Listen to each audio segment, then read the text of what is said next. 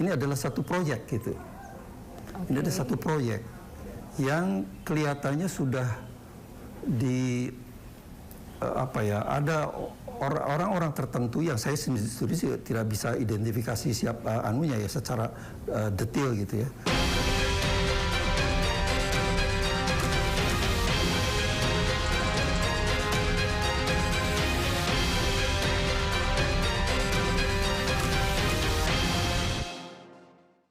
Nah, pemirsa, tidak terasa Ramadan sudah mau usai. Kita sudah mendekati hari kemenangan Hari Raya Idul Fitri nih pemirsa. Namun yang biasa jadi perdebatan adalah setiap kali penentuan 1 Syawal dan juga 1 Ramadan nih pemirsa. Lantas apa sih sebenarnya menjadi dasar terjadi perbedaan ini? Kita akan mengupas secara tuntas dengan Profesor Tono Sasono dengan kita. Tentunya pada kesempatan yang luar biasa ini dengan saya Anita Dewi.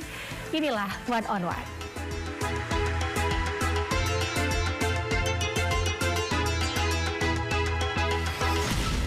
Prof, ini lagi-lagi seperti kita ketahui ya Prof, menjelang 1 Syawal, 1 Ramadan selalu ada perbedaan pendapat nih Prof.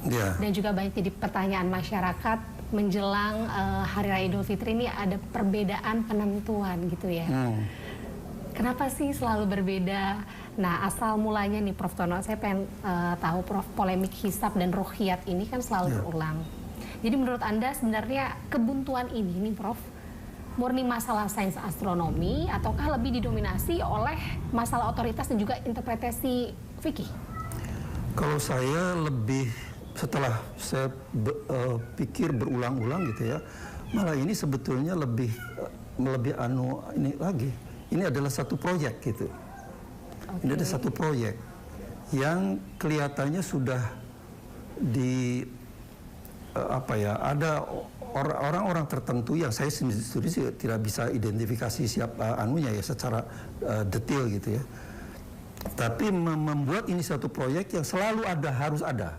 Jadi melihat peluang ini jadi satu kesempatan gitu ya. Nah, salah satu bukti yang paling kuat adalah pada 17 Februari yang lalu pada saat akan mengawali Ramadan itu. 1 Ramadan. Ya. Itu ijtima itu konjungsi. Konjungsi itu artinya begini. Kalau sebelum konjungsi ini bulan, ini matahari, ya. Ini matahari. Kita buminya di saya di sini. Bulan matahari. Karena matahari di atas, maka yang tersinari bulan itu bagian atasnya ini, ya. Baik. Itulah dinamakan bulan tua. Bulan tua. Kemudian matahari itu mengejar terus kecepatannya kan lebih sampai dia ijtima itu konjungsi seperti ini. Sehingga pada saat konjungsi seperti ini tidak ada bulan yang tersinari. Gelap total, itulah yang dinamakan dead moon. Kemudian setelah ini matahari sudah melewati dong. Sehingga yang menjadi yang tersinari bagian bulan adalah yang tersinari bagian bawah ini. Itu yang dinamakan hilal. Nah, jadi syaratnya untuk bisa melihat hilal itu harus maghrib. Karena pada saat itulah matahari meredup kan. Nah, pada 17 Februari yang lalu itu sudah terjadi. Konjungsinya itu terjadi jam 19. Oh, berarti seharusnya tidak mungkin kelihatan kan? Tapi kemudian ke Departemen Agama tetap mengirimkan ribuan orang, ya nggak tahu, minimal 1000 lah.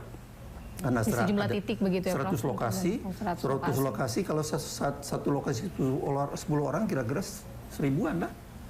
Atau minimal 500 lah, 500 sampai 1000 orang. Itu kan pekerjaan yang sia-sia. Karena tidak usah dilakukan pun orang sudah bisa, ya akibatnya ya memang pasti sudah tahu lah bahwa itu tidak akan kelihatan kan gitu. Jadi timbul ada anggaran ya, itu ada anggaran yang dikeluarkan begitu yang seharusnya sebenarnya bisa diminimalisir. Iya, itu yang saya anggap bahwa ini adalah, saya kira ada orang-orang, para astronom maupun saintis yang terlibat dalam tim hisab ruqyat itu yang tidak berkong kali kong lah dengan birokrat yang di Departemen Agama, sehingga ini menjadi satu keharusan. Itu yang betul-betul mengecewakan lah menurut saya. Ini kan uang rakyat semua ini, uang teks kan, uang pajak. Jadi seharusnya ya masyarakat sadar nih bahwa kita ini dikerjain terus-terusan nih. Bukan cuma kali pertama aja loh kemarin itu. Udah ratusan kali, udah puluhan tahun seperti itu. Sudah terjadi berkali-kali di tahun-tahun sebelumnya gitu ya Prof ya. Jadi, sebenarnya harusnya ini jadi bahan pelajaran yang nggak terulang kembali dan bisa dimanfaatkan untuk hal-hal yang lain yang lebih bermanfaat gitu ya Prof. Ya, untuk beasiswa anak-anak sekolah, ya kan. Karena sebenarnya bisa diefisiensi ya. Membangun sekolah kan gitu. Nggak tahu biayanya berapa, tapi silakan wartawan yang barangkali bisa. Jika pengen diulik begitu ya Prof ya. Baik Prof, ini kan ada seorang akademisi Prof yang gigih banget menyuarakan pentingnya kalender hijriah global tunggal atau KHGT ini Prof. Bisa dijelaskan nggak sih Prof secara ringkas berbasis dengan saintifik seperti apa sih Prof? Dan juga mengapa nih sistem penanggalan lokal yang saat ini sudah dianggap tidak relevan di era modern tuh sebenarnya seperti apa Prof? Bisa dijelaskan secara ringkas namun by data saintifik. Nah, begini. Pada 17 Februari yang lalu, ijtima itu konjungsi itu terjadi pada pukul 19. Yang harus diingat, jadi artinya 1 detik setelah pukul 19.01, karena konjungsinya itu terjadi pukul 19.01. 1 detik setelah itu, hilal itu sudah terbentuk, pasti terbentuk. Dengan terlihatnya hilal, maka bisa dikatakan bahwa besok tuh 1 Ramadan. Iya, gitu ya? Persis. Tidak terlihat. Tapi itu bisa dihitung dengan sangat akurat. Bisa dihitung. Dari sini ya, Prof. Nanti saya Baik. Jadi, hilal itu bertambah besar. Detik ke detik loh. Tidak harus menunggu jam-jaman, detik ke detik. Kan cepat sekali berarti itu. Bahwa bertambah besarnya sangat kecil sekali, tapi matematik bisa menghitungnya. Dan saya bisa tunjukkan hasil hitungannya. Baik. Nah, pada saat pada 17 Februari kemarin, pada 19.01, artinya 1 menit, itu terjadi konjungsi. Maka 19.01 lebih 1 detik itu hilal sudah terbentuk, sudah lahir. Lahir, baik. Dan itu terus bertambah besar. Bagaimana menghitungnya? Gampang. Purnama itu terjadi pada hari ke-14 atau ke-15.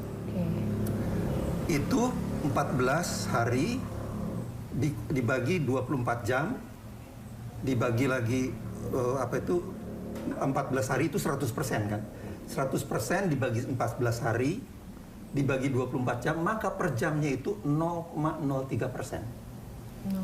0,03%. Kita bisa lihat, kita tidak bisa melihatnya, kita percaya bahwa itu membesar atau tidak, itu membesar. Secara matematis terlihat dulu. Iya, secara matematika ada itu, dan semakin membesar. Tidak ada yang bisa menghalangi. Siapa yang bisa menghalangi? Jadi kalau tadi tanggal 19.01 lebih 1 detik itu sudah besar, nanti jam 4 malam, jam 4 pagi, orang ketika akan berpuasa itu sudah besar. Sudah besar. Hitungan saya mungkin sekitar 0,16%. 0,16%. Masa persoalannya sekarang memang tidak bisa dilihat. Loh, kalau nggak bisa dilihat, kita bisa menghitung. Gitu. Jadi orang harus puasa, 18 Februari itu harus puasa. Harusnya kalau dari parameter hisab gitu ya Prof ya. Kalau parameternya ru'yat, berarti dia harus menunggu lagi sampai maghrib pada 18 Februarinya. Menunggunya berapa jam tuh? Udah 24 jam. 24 jam. 24 jam. Semakin bertambah lagi, semakin besar lagi otomatis. Tambah besar. Ketika tanggal 18 April maghribnya, itu hilal. Iya jelas dah, karena sudah bertambah besar 24 jam berikutnya kan. 24 jam kali pertambahannya setiap satu jamnya 0,03% tadi itu. Tapi tidak linear ya, karena itu matematiknya itu tidak linear. Ini hitungan kasar. Ya jelaslah tambah besar, makanya kelihatan kan gitu. Tapi persoalannya yang dari 18 Februari maghrib sampai dengan balik tanggal 9 pukul 19 tanggal 17-nya, apakah itu bukan hilal? Iya, benar sekali. Mungkin pada saat itu tidak terlihat karena kan banyak faktor dari data yang kemarin itu adalah cuaca ya, Prof ya. Bukan salah satunya. Bukan saja cuaca, itu kan pada saat tanggal 9 pukul 19 itu kan di bawah ufuk. Itu kan pukul 19 berarti bulan itu di bawah ufuk, tidak akan kelihatan. Tidak akan kelihatan. Jadi kenapa orang mengirimkan Kemendag mengirimkan ribuan orang ke seluruh Indonesia kalau orang bulannya di bawah ufuk kok nggak bakal kelihatan. Kemudian nanti terjadi pada 18 April pagi sebetulnya ada ufuk di ufuk timur di sana, di ufuk timur ada. Tapi kalah oleh sinar matahari, nggak kelihatan lagi kan.